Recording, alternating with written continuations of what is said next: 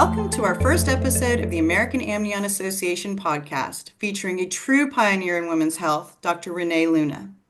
With a passion for helping and providing comprehensive OB/GYN care to his patients, he's also an expert in robotic surgery, being one of the first surgeons to routinely use amniotic grafts in surgical procedures.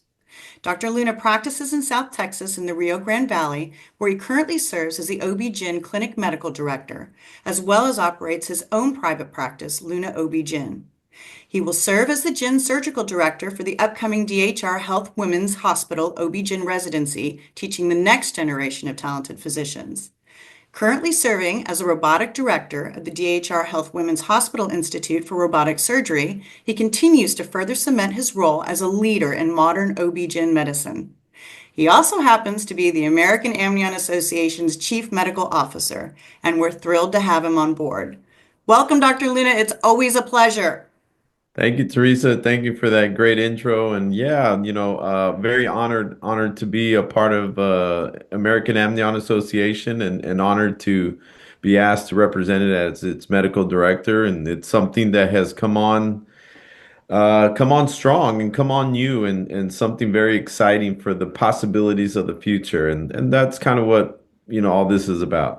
Yeah, absolutely. Yeah. And I was just about ready to say, I mean, you as kind of a pioneer in just the OB/GYN field and being one of the first surgeons to really utilize the, power of amnion as far as in your procedures, it only made sense to us with the American Amnion Association to place somebody like you as our CMO, just because Thank of you. your expertise, not only in that, but also just the robotic surgery and just, yeah, yep. So it's an Thank you. honor. Thank you. Well, yeah, honor is mine, but thank you. Mhm. Yeah.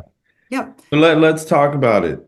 Yes. Yeah. So tell me a little bit about yourself. I'd love to, kind of introduce Yeah, yourself to the sure. association. What made you pursue women's health? Yeah, so I'm a South Texas kid. Grew up in South Texas, Corpus Christi and McAllen area. I ended up, of course, on my school and training. I ended up in New York City.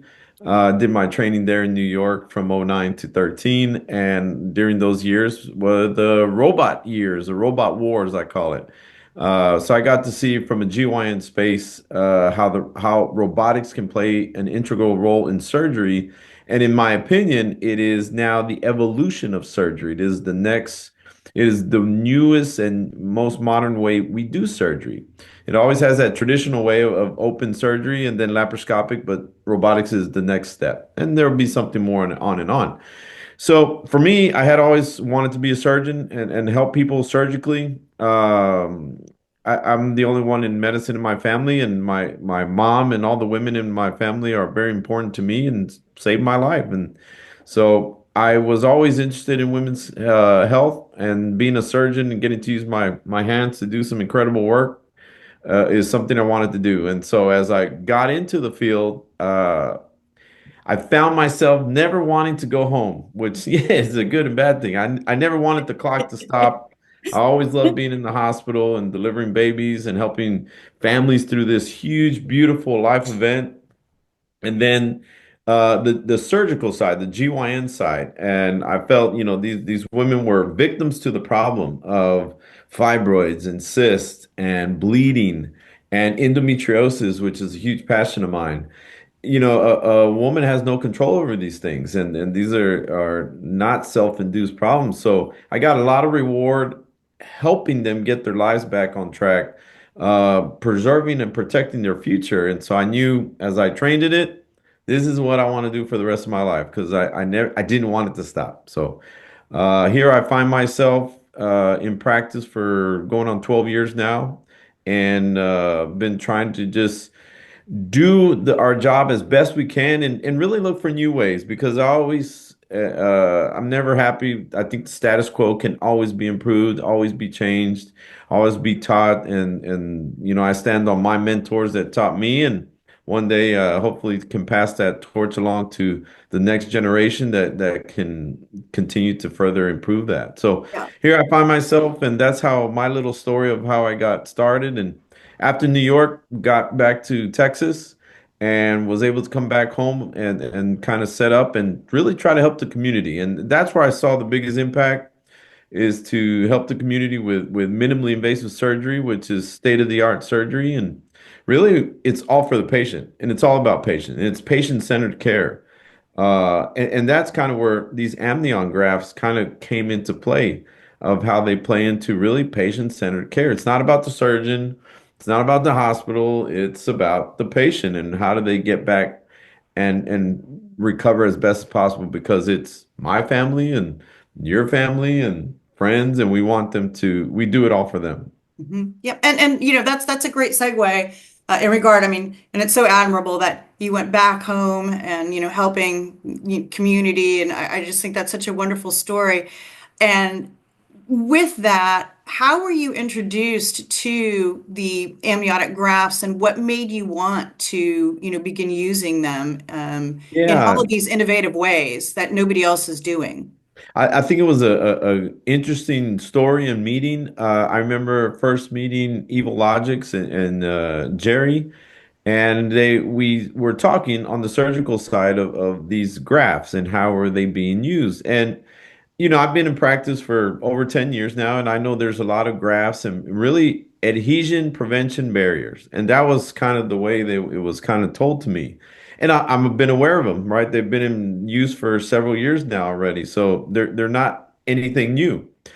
So for me, when I got these graphs, I said, well, before I just use it, I want to know more about it. And Jerry and his company and his staff were very, very uh, easily to give me the information, tell me more about it. Doc, what do you want to know about it? What do you want to know? And so as I investigated it, these graphs, these amnion graphs, I found that they were being used in the outpatient setting in clinics for wound healing, not prevention barriers. And so if it heals wounds, diabetic wounds, burn wounds, even on the eyes, which is delicate tissue, right? So skin is tough, but the eyes are delicate tissue. And a friend of mine is an ophthalmologist, and he uses them for corneal abrasions.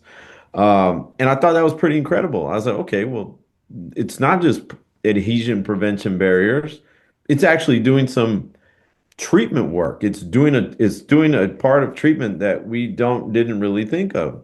So I thought, if this is being used in the outpatient, and in my opinion, surgery, especially minimally invasive surgery, in my opinion, is an injury, but it's a controlled injury. We are creating this injury to the tissue that's allowing us to do the surgery using energy, cut, all kinds of injury, but in a controlled fashion. So I said, okay, well, can that same application be applied internally versus externally?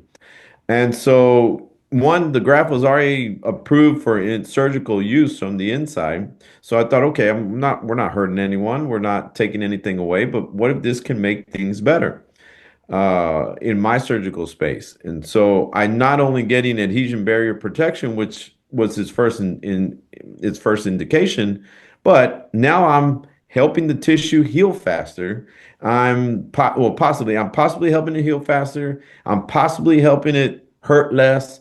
I'm possibly helping it heal better, less scarring on the inside, protecting it from infection. And so it had all these wonderful properties and kind of what we hear stem cells, and I deal with the babies as well, that man, you just put this stem cell and it just creates. Mhm. So that was my idea. And I thought it was pretty new and great. No one had really been doing it, and I looked around national and NIH publications. I looked in the libraries. There's no real data to say it was being used like that. And I'm always interested in how can it help my patients get better and better. And we're already doing great work, but man, everything can get better. I can always be better. So we took that, and I took that application and we started putting to use. Okay, well, I'm doing my hysterectomies. Let's put it on there. Well, where can we put it best? The vaginal cuff, the areas that we're operating on.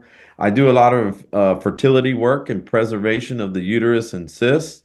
So I thought, okay, if we're taking out these fibroids, because again, we've been doing the same type of surgery for decades. Nothing's really changed. We get good results. It works most of the time. Sometimes it doesn't, but it's good. What's been new? Nothing. So I thought this is a great opportunity to bring in something brand new that could eventually change how we do surgery or a new treatment approach to surgery, which is to me an incredible opportunity. So that's kind of how the amnion graft came into play for me, and I've been using it now for man over a year now, at least a year and a half, How many and patients have you applied it I to? would say at least close to 400 patients now, Wow. and it's now from hysterectomies, myomectomies, which is removal of fibroids.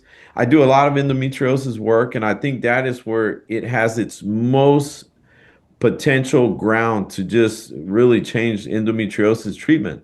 Tell me Uh, more about that. Like, yeah, yeah, because that's March is yeah, Endometriosis and we're coming Awareness up Month, right? absolutely. Yeah, And yeah. So so, tell me more about that.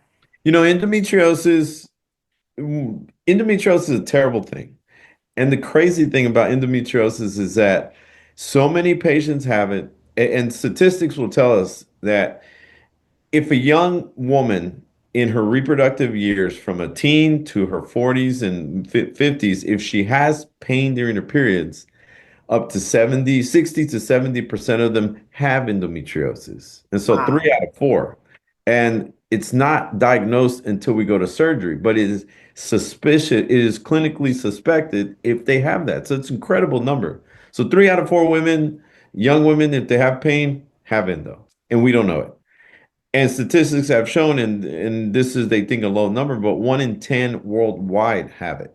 So that's it's a huge number. It's What do we mind-blowing. treat that with? We either treat it with hormones or surgery. And surgery is really, in my opinion, just a cleanup job. Once we go and remove it and take it out, well, they're back to hormones and they're back to time. What else can we do? When we take out endometriosis and surgery, we leave this nude, naked, raw surface area all over the body, all over the pelvis. And so this translates into endometriosis patients having up to two, three, multiple surgeries in their lifetime. And this has been statistically proven through clinical data. So it's never a one-time treatment. And they had to be on hormones for years and years and years. Well, a lot of my patients, it's modern time. They don't want to be on hormones. Sure. They don't like the way the hormones affect them or make them feel. So they're kind of stuck with limited options. And I really hate not to have options. I want them to have an opportunity to do something different. So then here we go with this opportunity to not only take the diseased tissue out, but then lay this graft. Just think of it like a burned or a ulcer, and put this graft down that is going to promote. And I'm putting my hands out so it can almost visual that I got this big defect, and I put this graft to lay on it, and then I'm going to help regrow tissue. So Amazing. again, I'm getting that idea of prevention from healing, and I'm going to grow this healthy, brand new tissue, prevent pain, heal it from infection, promote blood flow, all these wonderful opportunities so that maybe if we can decrease a patient's need for multiple surgeries, and that in itself is a save of taxpayer dollars, healthcare dollars, risk of complications for the multiple surgeries they have. And if they don't need hormones, then it spares a woman the need for hormones and increases her opportunity to have kids and kind of do what she wants. So I think this is the most fertile ground that the amnion graft can really take off to provide a whole nother option to healing. Awesome. And I know that you're doing, a lot of like you're starting to keep track. I mean, you're starting to do a lot of, like anecdotal, just kind Mhm. of data and studies, based on these women.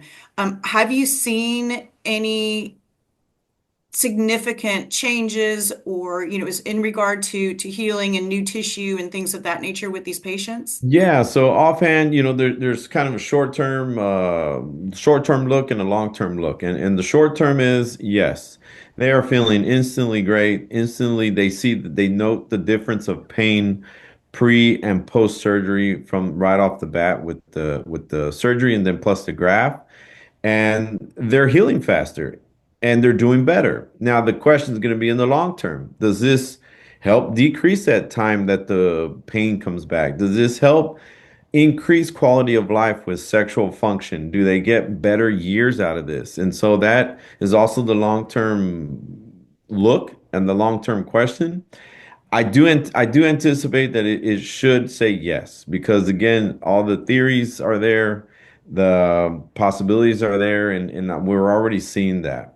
Wow. Because I've seen that graph, and here comes the idea of second looks. And when do we get the opportunity to second looks? Because you don't just rush into surgery just to go to surgery. But I've seen it in the graph and using it in myomectomies, because we do myomectomies to protect the uterus, and then because the patient wants to have a baby, but they have to have C-sections. So recently I've had a few where I've seen the uterus, where we've used the graph on the uterus. And again, we've done this for years without it, but I can definitely see where the defect was. It's almost like an in-trench. You could see it where I took the fibroid out on the uterus and after a C-section. I've recently done several where we've used the graft, and really that there you cannot see the defect. It is very, Wow. I mean, you have to feel it. It's pretty incredible healing process that has undergone, because I do think it's the graft. But that trench that I typically see is really not there. So Wow. it increased the integrity of the tissue. Yeah. Yeah. That's what Is it like increasing the integrity? Is it almost as if like, does it look like it's kind of growing new tissue, or is it I think just it's helping promote the new tissue promote new growth, tissue? right? That's in its theoretical properties, the properties that the amnion has. It promotes blood flow and tissue healing. It promotes epithelialization, or the growth of new cells. And so before, we would just let it kind of work on its own, and letting that individual person's human tissue work on its own. Well, now we're giving it a steroid shot to think of, right? We're boosting that. We're boosting all its healing properties, so that that tissue, if it heals 1 out of 10, it's a 7. Well, now I just added 2, 3 points to it, and I'm making it heal better, thicker, faster. Now, what does that translate into, right? That is kind of what the outcome is: faster to recovery, minimal pain, no adhesions, or hopefully no adhesions, and then their future. Because again, our surgeries are to preserve a better future, and that's where I love women's health and gynecology, because we're not just taking something out and okay, live your life with it. No, we're trying to really reconstruct something so that they can achieve a goal and live better, because and then keep that organ functioning at its optimal place to do a woman's life. So it's a very unique surgical space, because we need it to work well for many, many years. Mhm. And very unique in the sense that, I mean, there aren't many there aren't many surgeons that go back in, or are required to Yeah. go back in. And so for you to see this kind of firsthand must be pretty amazing. It is, and I've had the wonderful, blessed opportunity to do what I do, and do the types of surgery I do, which allow me to see and follow these patients. It all that kind of, I think, put the question in my head, man, what can we do different? How can we do this different? Because I would see these patients afterwards, operate on them, and again, we were having great outcomes, but I always wanted, what can we do better? What if this wasn't like this? And Right. I think the amnion graft is that bridge to make it better. And it's something new, something innovative. And I think it is a missing piece of the puzzle of the future of surgery. Yeah. And really, at this point, if everything looks, it can be applied to so many other surgical specialties. And its properties are healing. Yeah. And so, to all surgical specialties, I think it has a place in a future. Yeah.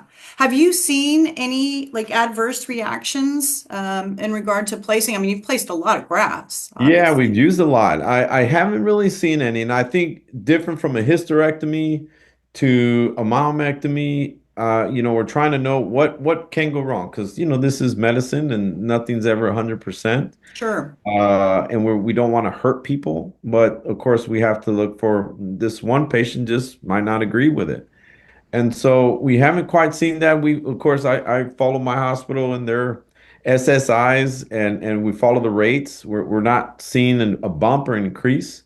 A bunch of my colleagues do believe in, I talk to my colleagues and they like the idea of what we're doing. So they also use it. So at this point, we've probably used more than 1,000 Wow.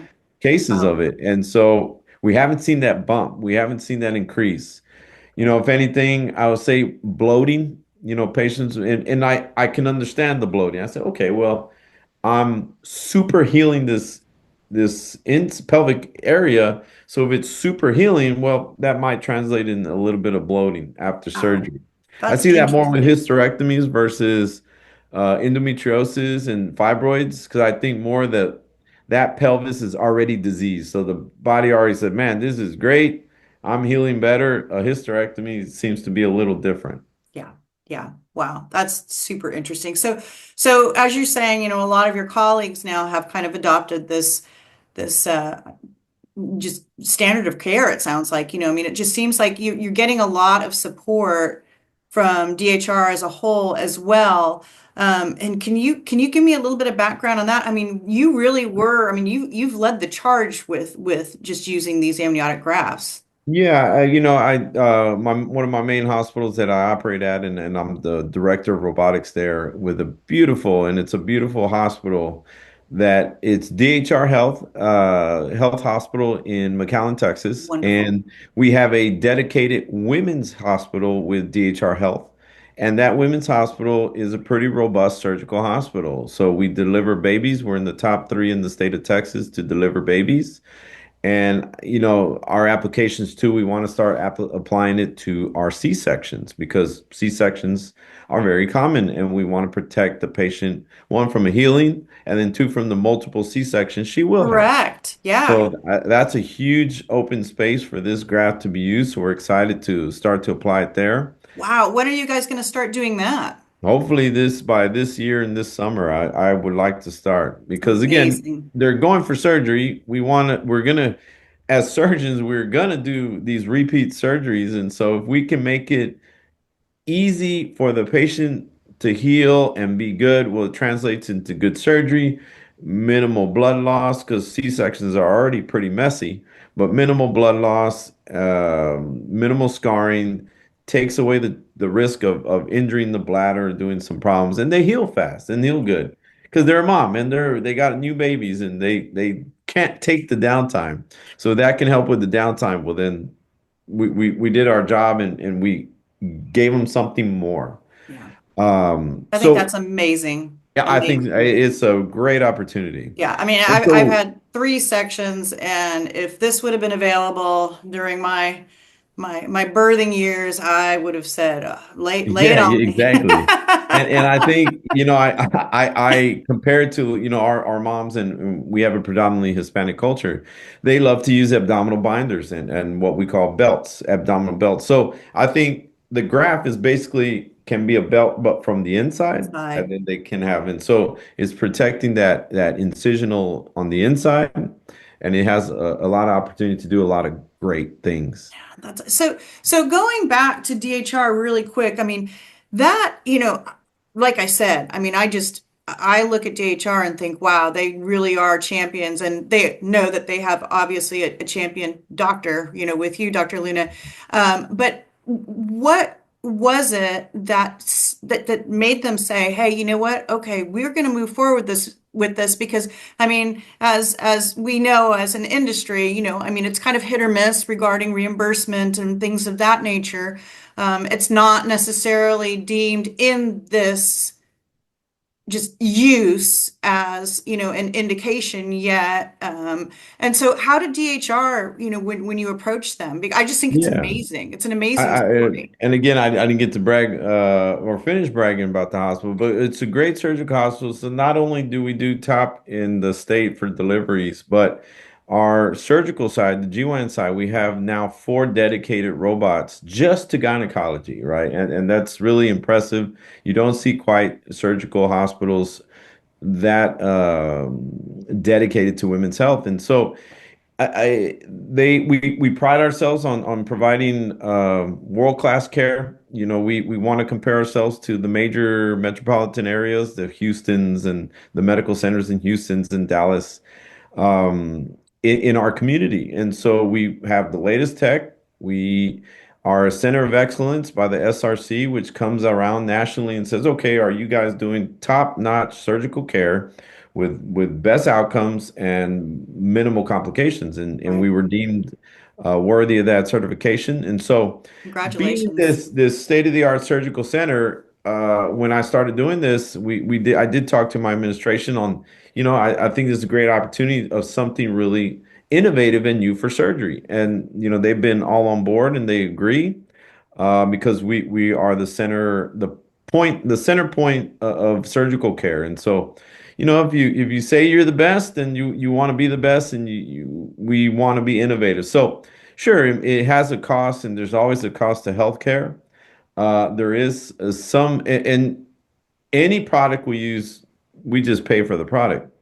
But this product, because of its history of tissue healing, there is some reimbursement, which is unique. It has never been used in the surgical side, so there is some kind of shock from the insurances of like, you're using it in what? So some get approved, some don't, but we are seeing some. I, as a surgeon, get reimbursed myself. It's not much, but I've never gotten reimbursed for using products. Mhm, mhm. So I think that is also the next part to this, is having the health industry recognize this as part of standards, so that even though as we're using it, it is helping the healing. Here comes increased reimbursements or help from a hospital and a surgeon side. So Yeah, being well, part yeah, of not out that. of Yeah. pocket for the patient, that Correct, correct. And we're it's protecting the covered. I patient mean, because we're promoting, and I think this is the move in the future, especially with minimally invasive surgery, with advanced recovery systems in place at all the hospitals nationally, is preventative care versus reactive care. And this amnion graft is part of that preventative pathway. I believe so. And as we use it, well, we're taking away the risk of multiple surgeries. We're taking away the risk of complications. We're taking away the risk of infections and SSIs. So here comes all the benefits of that graft. no, it's amazing, and it's just amazing to me that, just how innovative and just pioneering you've been in this field, and especially as an OB-GYN, and just how passionate you are about patient care and, the community that surrounds you. So, I mean, just kudos to Well, you. thank you, Yeah, Teresa. We're yeah. excited, and these are great partnerships because I believe in it. I think it is more than just a graph. And my colleagues have believed in it, and I've had the pleasure of talking with other surgeons around the country as they have started their little journey, and they see the benefits and they believe in it too. Oh, And that's so great. I think it has a place, and we were excited to possibly bring this. We want to bring this, as it is not a standard, but I believe it deserves its place as a standard. So here comes the work in that.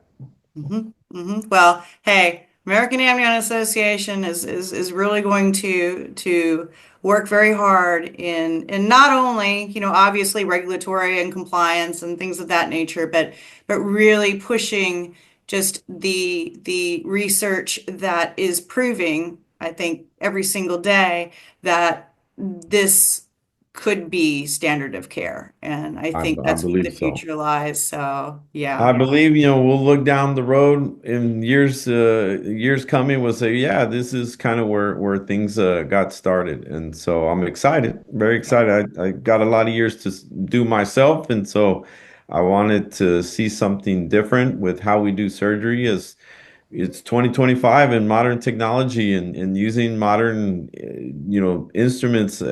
I call the graph an instrument because it is part of what we use. But it's a tissue graft, part of surgical care. It's got so many opportunities, just like stem cells.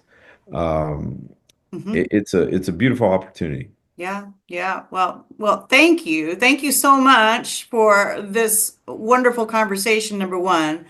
Thank you, number two, for serving as CMO on American Amnion Honored, Association. honored.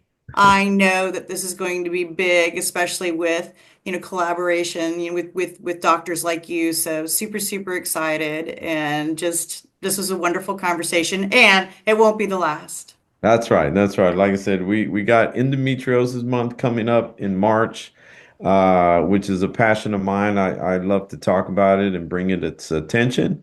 And here comes the graph, right? I gave a presentation the other week on it about where this is going. So yeah, excited to partner with American Amnion Association and work with my colleagues and you guys and everyone to just bring awareness to what is new and what is out there and what we can do better.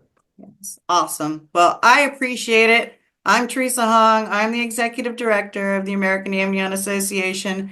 Thank you so much, Dr. Luna. Like I said, this is going to be the first of many because it's just fascinating to talk to you about all of the innovative, just awesome things that you're doing for your patients.